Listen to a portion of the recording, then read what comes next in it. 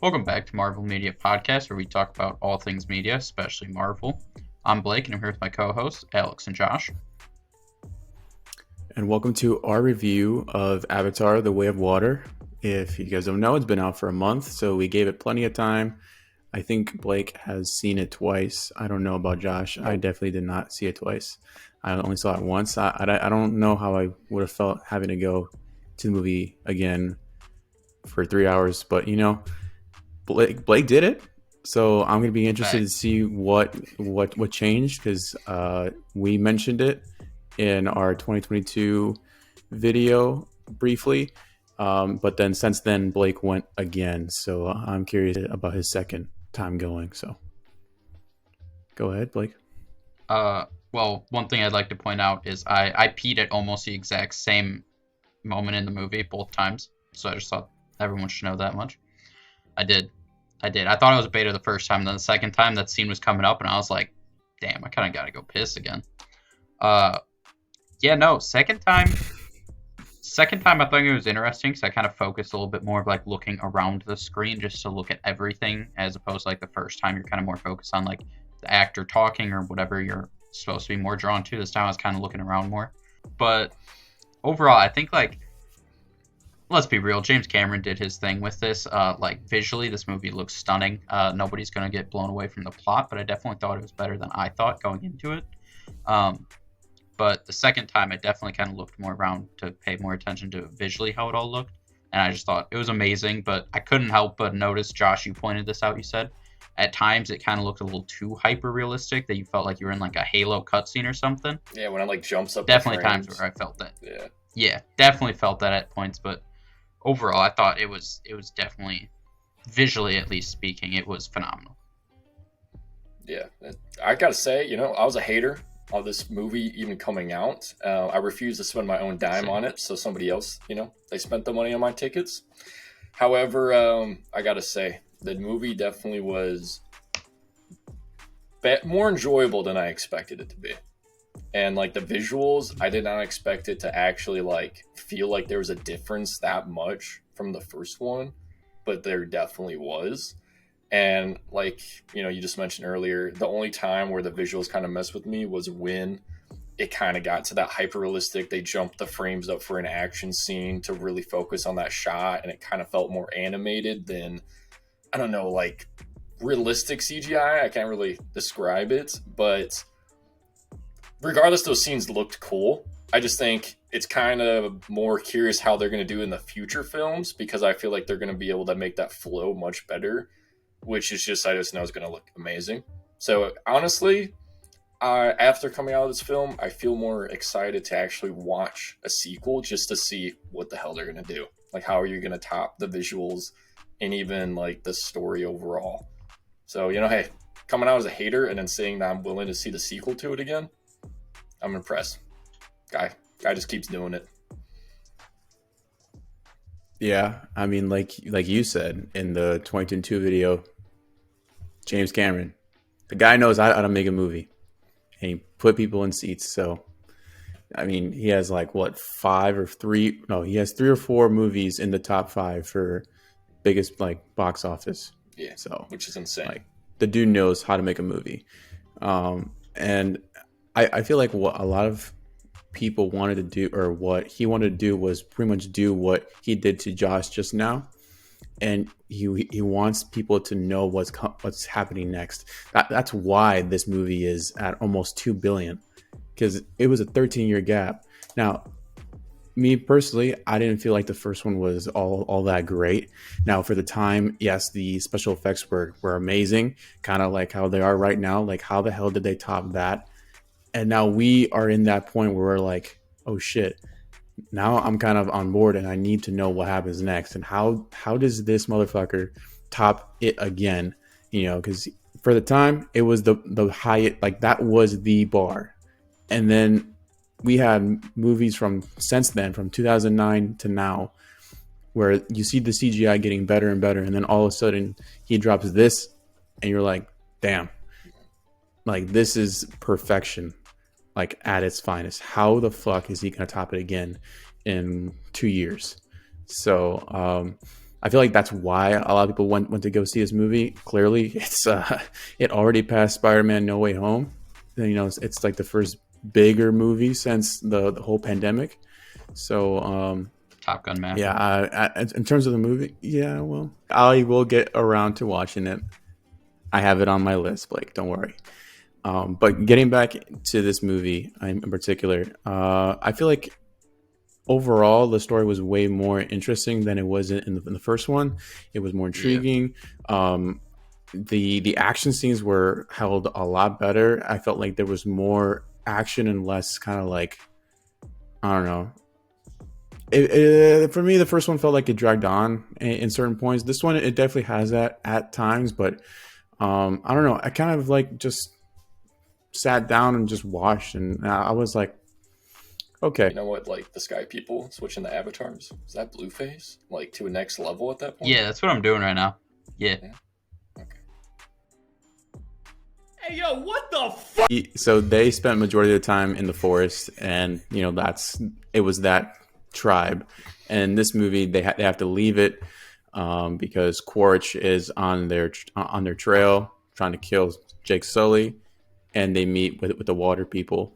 So yeah, you get to see a whole different side of Pandora, which is nice. It doesn't feel like a whole like rehash of the first movie, which was good because, like I said, I wasn't the biggest fan of the first one, but this one definitely stepped up the game. And like you two said, I am very interested to see where this goes, especially the way it leaves off with Spider saving Quaritch. And he's already said, James Cameron, that about 5 movies. So yeah, that's why 3 more to go. I don't know how like that's gonna fully go. We'll see. But I mean, the guy keeps proving me wrong. So, hey. But I think definitely for the movie overall, I mean, I felt the only time that pacing fell off was some of the water scenes where like I was like, okay, it's getting a little bit much, it's cool, you're swimming, I get it. But also another thing I guess with this movie is that they really didn't answer some of like the things that were led on in the last movie at all. And so it kind of just went on with the fact that it still was kind of just mainly a Sky people versus the Avatars again. So I don't know, I thought that was interesting. I guess he's kind of dragging some like plot points on because, he does have to have 3 more sequels. So I get it, but at least one of them I felt like should have been answered somewhat. But also, this movie's mainly for the visuals anyways, and also to get people back into it. And then I will say, like, the brutality of the actual action scenes in the end, that definitely got me fully into the film, especially any, like, archer shots. Those were great. It was fire. But yeah. Yeah, she was dope throughout the whole movie. I mean, she didn't have as big of a part. Obviously, they kind of meant a little bit more with the kids were kind of the bigger focus of this one. Yeah. Especially in the middle, once they got to the water, it was way more focused on the kids. But yeah, no, she was dope. Like, the action scene, like, kind of at the beginning. Yeah, like, at the beginning where they're saving the kids when they first get there.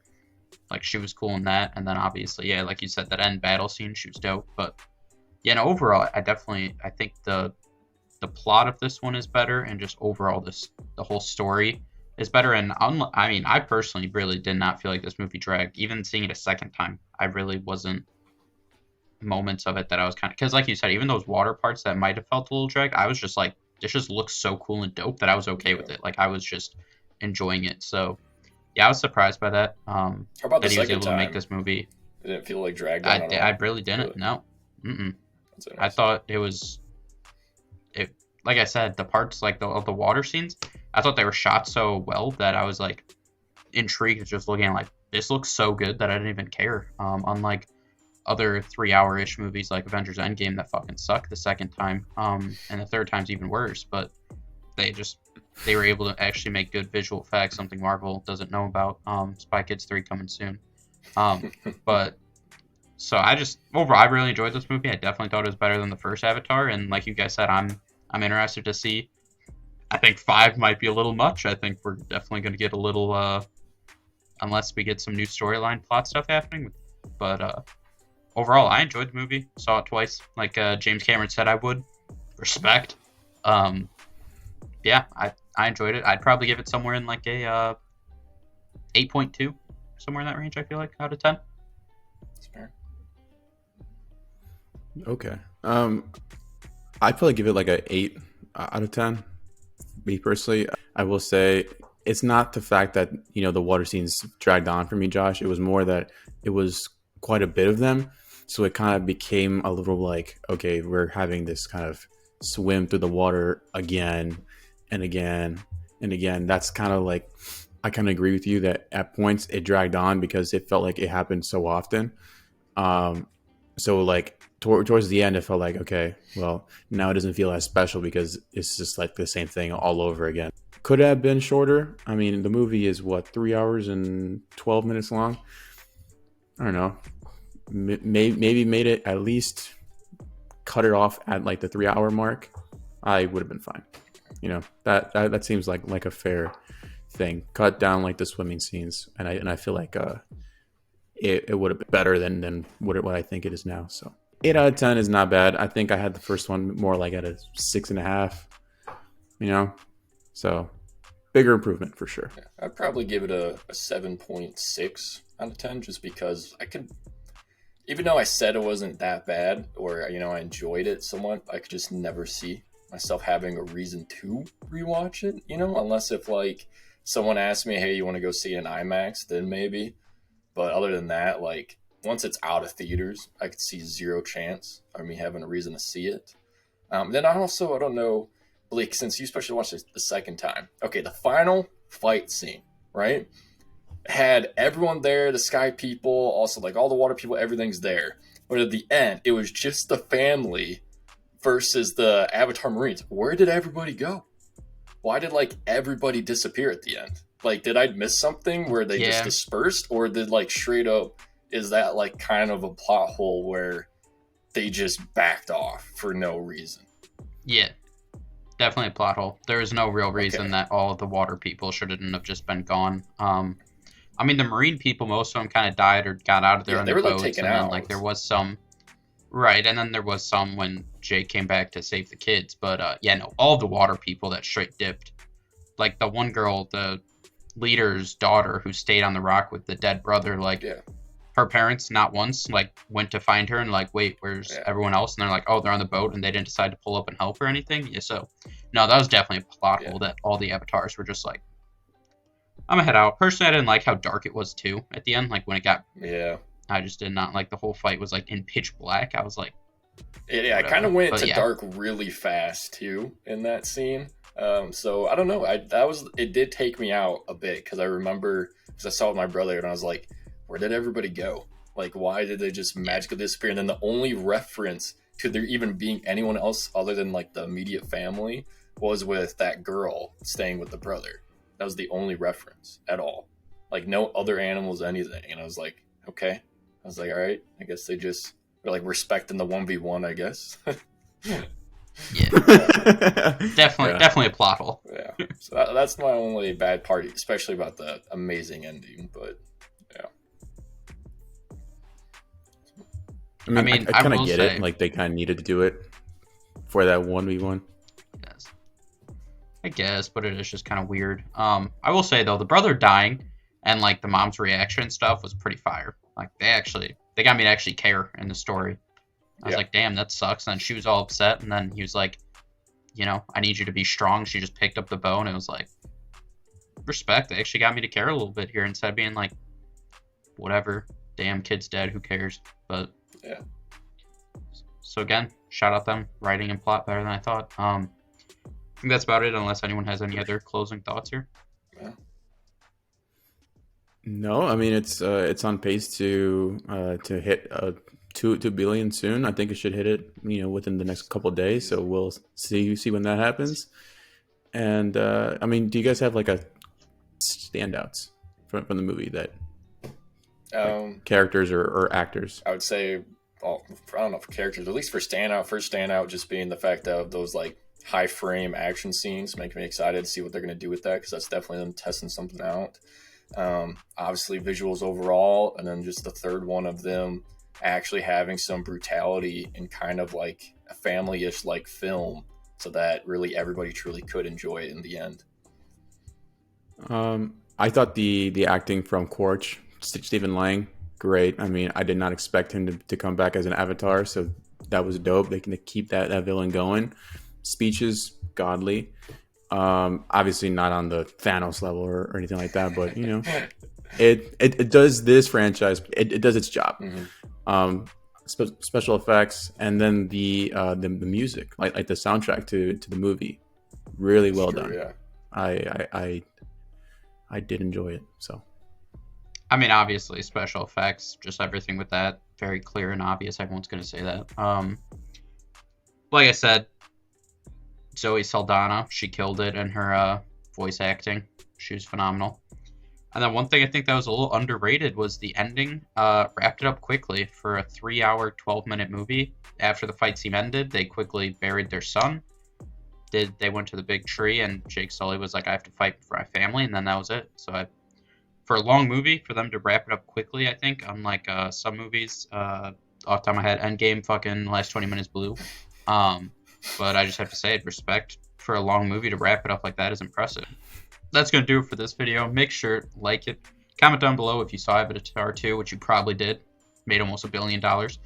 Leave your comments below what you liked, what you didn't like, or maybe if you're excited for Avatar 3 and 4, 5, 6, however many it's going to be.